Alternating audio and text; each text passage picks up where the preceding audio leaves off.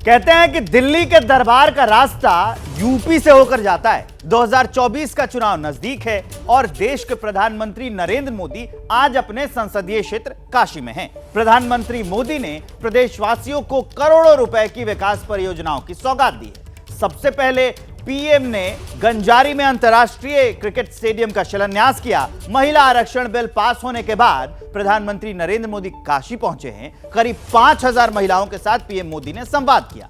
इसके साथ ही पीएम कई और कार्यक्रमों में शामिल हो रहे हैं। 6 घंटे के लिए प्रधानमंत्री नरेंद्र मोदी वाराणसी में हैं। बीजेपी की नजर यूपी की सभी 80 सीटें जीतने पर है और जिसमें पूर्वांचल को साधना बहुत जरूरी हो जाता है। क्या है प्रधानमंत्री के इस दौरे के मायने? क्यों बीजेपी के पूर्वांचल जरूरी है बीजेपी के लिए? हर सवाल का जवाब जानेंगे। पीएम के दौरे की ग्राउंड रिपोर्ट के साथ वीरेश पांडे हमारे साथ जुड़ेंगे। न्यूज रूम से अभिषेक उपाध्याय हमारे साथ होंगे जो खास बातें बताएंगे और साथ ही हमारे साथ जुड़ेंगे सीनियर जर्नलिस्ट रामकृपाल सिंह जो आपको टीवी स्क्रीन पर दिख रहे हैं और सीनियर जर्नलिस्ट अभय दुबे बताएंगे कि प्रधानमंत्री नरेंद्र मोदी का यह दौरा चुनाव के लिहाज से कितना अहम है। तो शुरुआत करते हैं एक बड़ी खबर के साथ। इस बुलेटिन की सबसे पहले एक खास तस्वीर आपको दिखा देते हैं कि प्रधानमंत्री नरेंद्र मोदी काशी में हैं और उन्होंने करोड़ों की सौगात दी है। अंतर्राष्ट्रीय क्रिकेट स्टेडियम की आधारशिला रखी है। उसके बाद प्रधानमंत्री नरेंद्र मोदी ने क्रिकेट स्टेडियम के मॉडल को भी देखा है।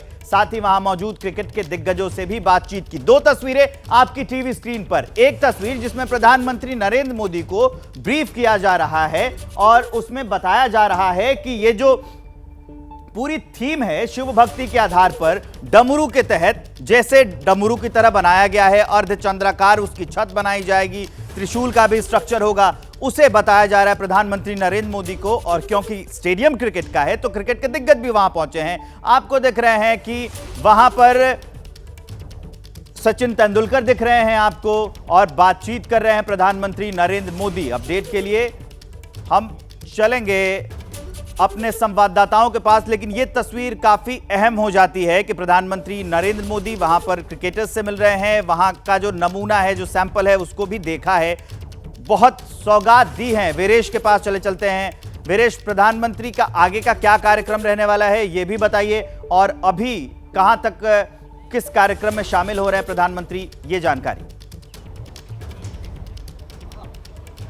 देखिए, प्रधानमंत्री ने जो अंतर्राष्ट्रीय क्रिकेट स्टेडियम का शिलान्यास किया वो पूर्वांचल का पहला अंतर्राष्ट्रीय क्रिकेट स्टेडियम है और ऐसे में वहां से उन्होंने गुगली भी फेंकी, राजनीतिक गुगली, और वो 2024 के चुनाव के लिए। उसका असर न केवल पूर्वांचल में पड़ेगा बल्कि पूर्वांचल से सटे हुए बिहार के तमाम जनपदों पर भी पड़ेगा और इसीलिए काशी को प्रधानमंत्री ने चुना था। और वहां से वो चले पुलिस लाइन उतरे, पुलिस लाइन से अघोषित रोड शो के जरिए संपूर्णानंद संस्कृत विश्वविद्यालय पहुंचे और वहां पर 5000 से ज्यादा महिलाओं ने उनका अभिनंदन किया, वंदन किया और फिर एक अघोषित रोड शो के जरिए रुद्राक्ष कन्वेंशन सेंटर जहां मैं मौजूद हूं वहां प्रधानमंत्री पहुंच चुके हैं। काशी की सांस्कृतिक जीवंतता को सशक्त करने के लिए प्रधानमंत्री यहां पहुंचे हैं और काशी सांसद सांस्कृतिक महोत्सव की संकल्पना को जो उन्होंने जन्म दिया था उसको अभिभूत उसका आएंगे। वीरेश आपके पास लौटेंगे, लेकिन एक और अपडेट बता देते हैं दर्शकों को। वाराणसी के दौरे पर प्रधानमंत्री नरेंद्र मोदी हैं। महिलाओं के साथ पीएम मोदी का संवाद भी हुआ है। नारी शक्ति बिल पास होने के बाद काशी आए हैं प्रधानमंत्री नरेंद्र मोदी। उन्होंने कहा कि यह बिल पास होने के बाद मैं आया हूं। महिला आरक्षण बिल 3 दशकों से लटका हुआ था। नया कानून बनने से महिलाओं का विकास हुआ है और महिलाओं की ताकत है। विरोधियों ने भी इसका समर्थन किया है। इधर अटल आवासीय विद्यालय का मॉडल देख रहे हैं प्रधानमंत्री नरेंद्र मोदी। सबसे ताजा तस्वीरें, अपडेट ये जान लीजिए। वाराणसी से हम दिखा रहे हैं, साथ में योगी आदित्यनाथ उन्हें कुछ ब्रीफ कर रहे हैं, बता रहे हैं कि ये मॉडल कैसा होगा, कैसे ये बनाया जाएगा विद्यालय। ये तस्वीरें देख लीजिए प्रधानमंत्री नरेंद्र मोदी की। प्रधानमंत्री 31वीं बार वाराणसी पहुंचे हैं अपने संसदीय क्षेत्र में। पहले तो उन्होंने स्टेडियम का शिलान्यास किया और उसके बाद के जो कार्यक्रम है प्रधानमंत्री उसी में हिस्सा ले रहे हैं। फिलहाल जो तस्वीर आपके सामने है इसमें अटल आवासीय विद्यालय, प्रधानमंत्री नरेंद्र मोदी वहां हैं और सीएम योगी आदित्यनाथ उन्हें बता रहे हैं कि आखिर ये विद्यालय का स्ट्रक्चर कैसा होगा। उन्हें इस बारे में जानकारी दी जा रही है। अक्सर ये तस्वीरें सामने आती हैं जब भी किसी कार्यक्रम में प्रधानमंत्री होते हैं तो वो उसका सैंपल देखते हैं, समझने की कोशिश करते हैं कि स्ट्रक्चर कैसा बनेगा। और एक बार फिर प्रधानमंत्री नरेंद्र मोदी वाराणसी में है। वाराणसी में उन्होंने ये जो विद्यालय है उसका स्ट्रक्चर जाना है, साथ में सीएम योगी आदित्यनाथ भी हैं। ये तस्वीरें हम आपको दिखा रहे हैं। वीरेश के पास लिए चलते हैं आपको। वीरेश, ये अटल आवासीय विद्यालय, प्रधानमंत्री उस कार्यक्रम में पहुंच गए हैं। जी, 1115 करोड़ रुपए से लोकार्पण है, क्योंकि 16 अटल आवासीय विद्यालय हैं निराश्रित बच्चों के लिए। कोरोना में ऐसे बच्चे जो अनाथ हो गए उनके लिए, जो ग्रास रूट पे रहते हैं, जो सड़कों पर रहते हैं, उन बच्चों के लिए, यानी जो जमीनी बच्चे हैं, जो उपेक्षित बच्चे हैं, उनके लिए प्रधानमंत्री ने सोचा है, उसका लोकार्पण है। और जो स्कूल अगर हम बात करें तो लखनऊ में भी है, बनारस में भी है, और साथ ही साथ 16 जगह पर उत्तर प्रदेश में है। प्रधानमंत्री की ये बड़ी योजना है। और जैसे ही कोरोना में अनाथ बच्चे हुए, उसकी आवाज प्रधानमंत्री तक पहुंची, प्रधानमंत्री का हृदय द्रवित हुआ और उन्होंने इस योजना पर काम करना शुरू कर दिया। और उन अनाथ बच्चों के लिए बड़ी सौगात है। साथ ही साथ जो आप देख रहे हैं पोस्टर लगा हुआ है, काशी सांसद सांस्कृतिक महोत्सव, तो वो सांसद भी हैं। यहाँ की खेल भावनाओं को पूरे देश में उन्होंने प्रसारित करने का उन्होंने संकल्प लिया, और उसे आज वो जो प्रतिभागी जो 37 से ज्यादा कलाओं में दक्ष रहे, उन्हें सम्मानित भी करेंगे। ये भी काफी अहम पहल है वहां के लिए, काशी के लिए। ये तो बात आपने बता दी, अपडेट वीरेश आपने दे दिया। आपके पास तुरंत वापस लौटते हैं। लेकिन प्रधानमंत्री नरेंद्र मोदी जब काशी पहुंचे हैं तो उन्होंने महिलाओं से संवाद भी किया है। महिलाओं से बातचीत करने के दौरान क्या कहा है नारी शक्ति वंदन अधिनियम के पास हो जाने के बाद, वो आपको सुनाते हैं। काशी नगरी देवी अहल्याबाई होलकर के पुण्य कार्यों और प्रबंध कौशल की भी साक्षी रही है। इसलिए संसद में नारी शक्ति वंदन अधिनियम जैसा ऐतिहासिक कानून पास होने के बाद सबसे पहले काशी में आप सबके आशीर्वाद लेने आया हूं। आप नारी शक्ति वंदन अधिनियम को ही लीजिए। 3 दशकों से ये कानून लटका हुआ था,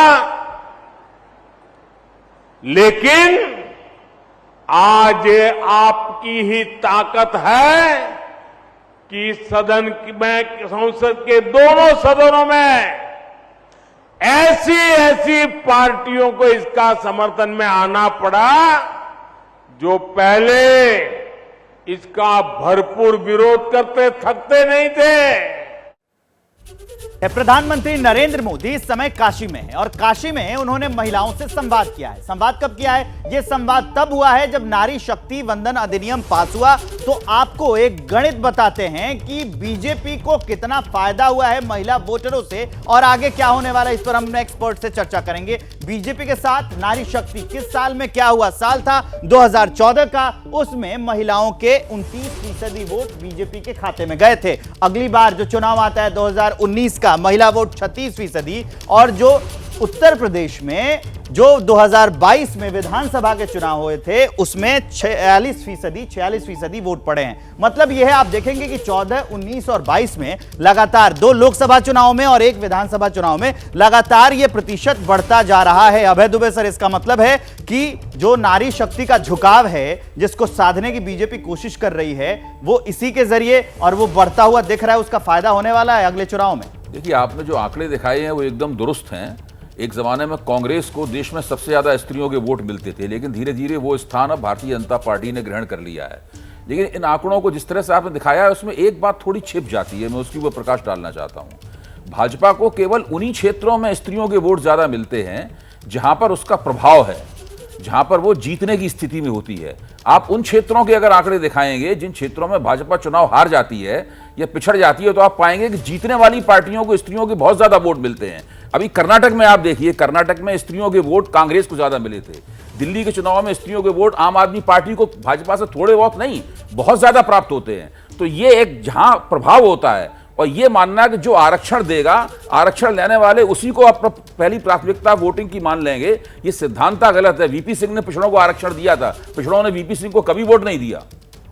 लेकिन ये आंकड़े जो कह रहे हैं वो तो ये बता रहे हैं, सीएसडीएस का मैंने आंकड़ा बताया था कि फायदा इससे पहुंचा है। आंकड़े सही है, आपके आंकड़े सही है, लेकिन जो छिपा हुआ है वो मैं बता रहा हूं आपको। केवल फायदा वहीं होता है जहां भाजपा प्रभावी स्थिति में है, जहां प्रभावी स्थिति में नहीं है वहां वो फायदा नहीं उठा पाती। तो ये प्रभावी स्थिति में होना ये काफी अहम है। यहाँ एक छोटे से ब्रेक के लिए रुकना पड़ रहा है, तुरंत होते हैं हाजिर और उसके बाद अभय दुबे सर आप हमारे साथ बनेंगे, रामकृपाल सर के पास आएंगे और अभिषेक उपाध्याय भी हमारे साथ जुड़े हुए हैं। तो नारी शक्ति वंदन अधिनियम के बाद प्रधानमंत्री नरेंद्र मोदी हैं इस वक्त काशी में और वहां पर उन्होंने महिलाओं से संवाद किया। हम ये समझने और जानने की कोशिश कर रहे हैं कि जो महिलाओं का वोट प्रतिशत है वो कैसे बीजेपी की ओर मुड़ता है। और एक आंकड़ा आपको बता देते हैं 2019 के चुनाव का। 2019 के चुनाव में कुल मतदाता जो थे वो 89 करोड़ 7 लाख थे, उसमें महिला वोटर 43 करोड़ 2 लाख और 2019 के चुनाव में ही बीजेपी का जो वोट शेयर था वो 37% का था। बीजेपी को जो महिला वोट मिले वो 36% थे, मतलब वोट शेयर 37% और महिला वोट जो थे वो 36%।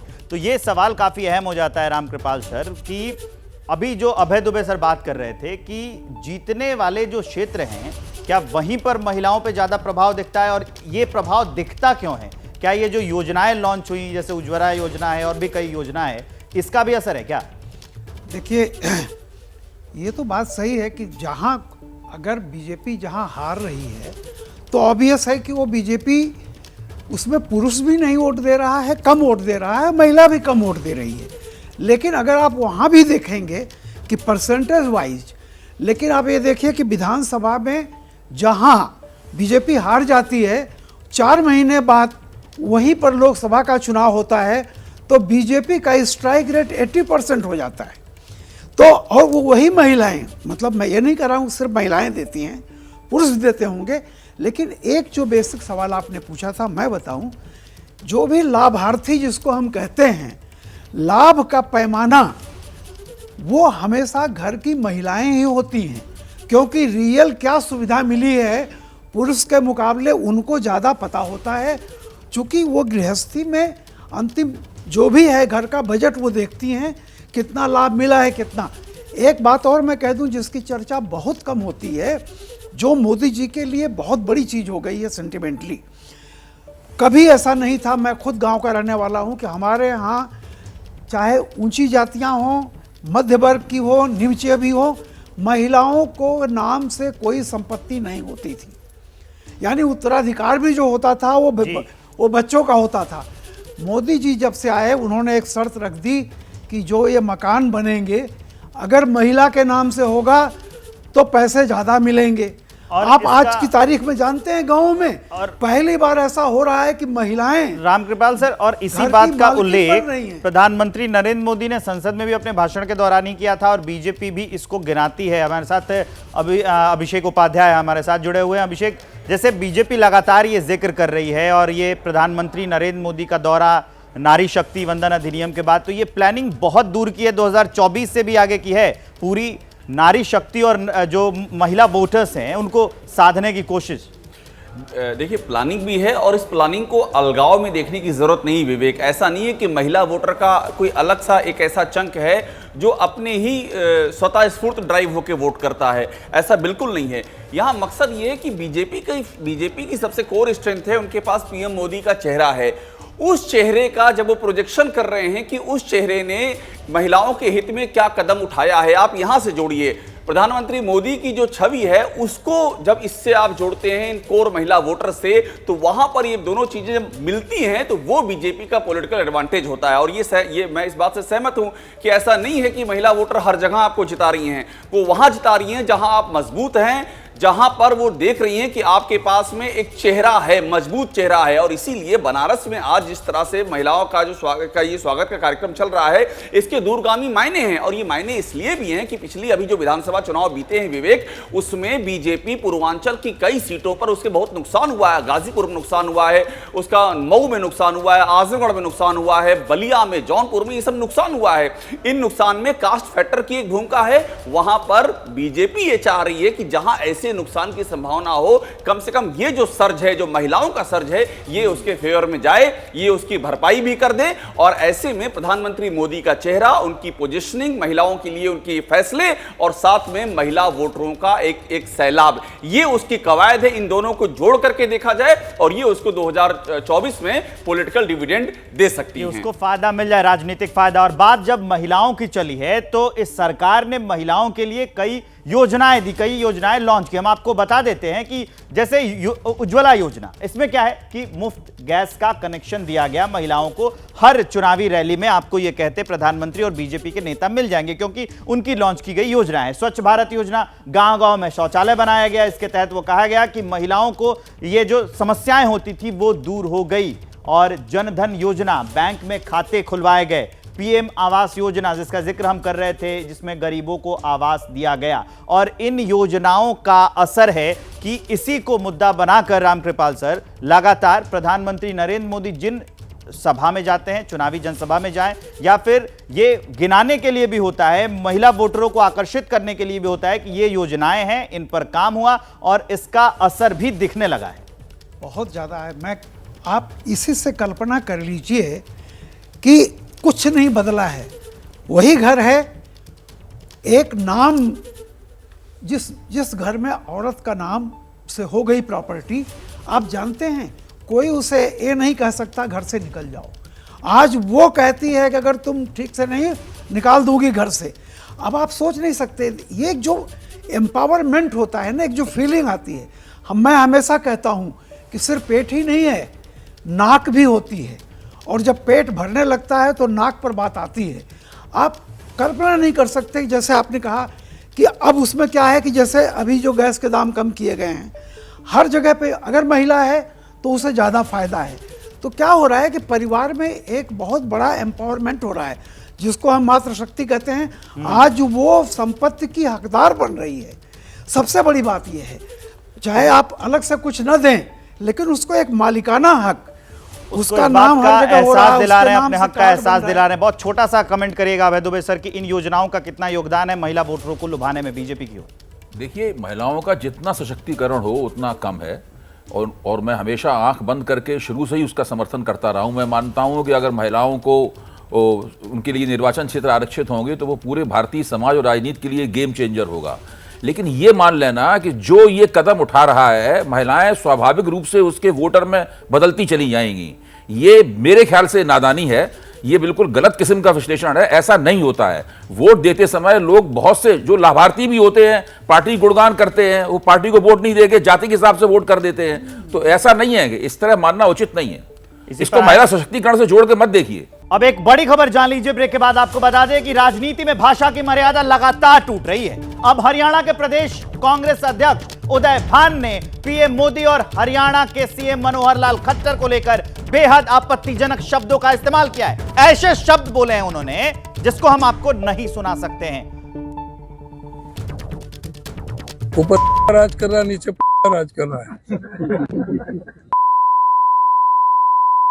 और नीचे वाले को पता ही नहीं है क्या होता है घर परिवार का चलाना। तो ये इस तरह का हो रहा है हालात। अभय दुबे सर, ये सुना आपने उदय भान। आखिर सवाल यही बनता है कि कांग्रेस के नेता कौन सा ऐसा रसायन चाट लेते हैं कि जब भी चुनाव होते हैं नजदीक तो ऐसे आ जाते हैं बयान और उसके बाद खेल जाती है बीजेपी। इनको ही खुद उसका नुकसान उठाना पड़ता है कांग्रेस वालों को। देखिए, ये बहुत दुख की बात है कि इस तरह की अमर्यादित भाषा का इस्तेमाल हो। मेरा मानना है इससे कोई राजनीतिक लाभ नहीं होता। कांग्रेसी करे, बीजेपी वाले करें, कोई भी करें, इससे कुल मिलाकर नुकसान ही होता है। अगर अपनी जबान पे आप नियंत्रण रखेंगे तो हो सकता है कि आप राजनीति में कुछ कर गुजरें। इस तरह से कुछ नहीं होता। इस तरह से कुछ नहीं होगा। लेकिन रामकृपाल सर, एक और बात कांग्रेस वालों को समझनी चाहिए कि ये वो दौर है जब बीजेपी बाकायदा एक लिस्ट बनाती है कि आपने इन चुनावों में या इससे पहले क्या क्या कहा है। उसके बावजूद ये सीख क्यों नहीं पाते हैं कांग्रेसी? अब देखिए, ये अब मैं क्या बताऊं आपको कि राष्ट्रीय पार्टियों के कुछ बयान बहादुर, मुझे समझ में नहीं आता है कि इस तरह से क्यों बोलते हैं, या उनको भविष्य अंधकार में दिख रहा है, बिल्कुल निराश और टूट चुके हैं। लेकिन कल जो लोकसभा में बीजेपी के सज्जन ने कहा, उनको कौन सी निराशा थी? तो या तो आप इतने घमंड में हैं कि इस तरह का आप बिल्कुल मर्यादाएं भूल गए हैं, या आप इतने पशेमा हो चुके हैं कि आपको आने वाला भविष्य अंधकार में दिख रहा है, इसलिए आप गाली गलौज में उतर आए। और ये बहुत गंभीर मुद्दा है अभिषेक उपाध्याय कि जब भी चुनाव आते हैं नजदीक तो खुद कांग्रेस के कहीं के नेता, किसी प्रदेश के नेता हो या फिर कोई सांसद हो, उनकी जो जुबान है वो फिसल जाती है और इसका घाटा खुद कांग्रेस को ही उठाना पड़ता है। और देखिए, ये जो उदय भान है, इनके बारे में भी थोड़ा सा हमें बात कर लेनी चाहिए। बड़े दिलचस्प कैरेक्टर हैं अपने आप में। इनके पिता जो गयालाल, जिनके लिए मशहूर है, जो विवेक हम लोग कहावत कहते हैं आया राम गया राम, वो इनके पिता से मशहूर हुई थी। वो उन्होंने एक पखवाड़े में 3 पार्टियां एक के बाद एक करके बदली थी और उसके बाद से मशहूर हुई। मैं ये बात आपको इसलिए कह रहा हूं कि आप पॉलिटिकल जब स्टेबिलिटी की बात आप करेंगे, जब आप इस तरह की जो भी मन में आया उस तरह के बोलने की जब आप बात करेंगे, तो ये सारी बातें उभर करके सामने आएंगी। और एक सबसे बड़ा जो नुकसान हो रहा है, देखिए बीजेपी की ने जो रमेश द्रोड़ी ने जो बोला है, वो इतना बड़ा सेल्फ गोल किया है कि बीजेपी का जो पूरा मुस्लिम आउटरीच का जो प्रोग्राम है पसमानदा का, वो सारा का सारा अधर में डाल दिया एक सांसद के बयान ने। बीजेपी इतने बड़े बैकफुट पर जहां है, जहां आपके पास अपॉर्चुनिटी उसको कैपिटलाइज करने की, वहां इस तरह का बयान देकर के आपने फिर जो तराजू है बयानबाजी का, उसको आपने फिर बराबरी पर ला करके छोड़ दिया है। अब बीजेपी को मौका मिल गया है, वो उदय भान का बयान को उछाल रही है। तो ये इस तरह के जो बयान होते हैं, आपका अपना व्यक्तिगत नुकसान करते हैं, आपकी अपनी विरासत का नुकसान करते हैं, और आप जिस पार्टी को रिप्रेजेंट कर रहे हैं उसको तो आधार में डाल भी देते हैं, चाहे वो रमेश द्रोड़ी हो या फिर उदय भान हो। लेकिन इस नुकसान से जुड़ी एक और बड़ी अपडेट हम आपको दे दें कि हरियाणा के कांग्रेस के अध्यक्ष उदय भान, जिनकी बाइट हमने आपको सुनाई, जिस पर चर्चा कर रहे हैं, खेद जताने से उन्होंने इनकार कर दिया है अपने इस बयान पर। उदय भान का कहना है कि अगर बीजेपी को लगता है कि मैंने कुछ गलत कहा है तो मेरे खिलाफ वो कोर्ट में जा सकते हैं, उदय भान। और उन्होंने आपत्तिजनक दिया बयान, अब कह रहे हैं कि गलत किया है तो कोर्ट में जाए बीजेपी। सुनाते हैं एक बार फिर सफाई में क्या कहा है। इसमें क्या तो गाली है, क्या इसमें गलत बयानी है। जो सच्चाई थी वो मैंने कोई रख दी थी। इसमें क्या होगा, मैंने तो नाम भी नहीं लिया। ये भी जो ना आप उसकी बात कर रहे हो, चलो मैं मान लेता हूँ उस बात का। नहीं, कोई गाली दे दी क्या, कोई अपशब्द कहें क्या उनके लिए? नहीं, जो हकीकत है, जो हकीकत थी वही तो बयान करी है। अगर मेरे से कोई गलत बयानी होती है तो मैं माफी मांग लेता हूँ। अभिषेक उपाध्याय लगातार हमारे साथ बने हुए। अभिषेक, एक तरह से अब बीजेपी वाले इसको ये कहकर उछालेंगे बतौर बीजेपी की एक तो चोरी, ऊपर से सीना चोरी।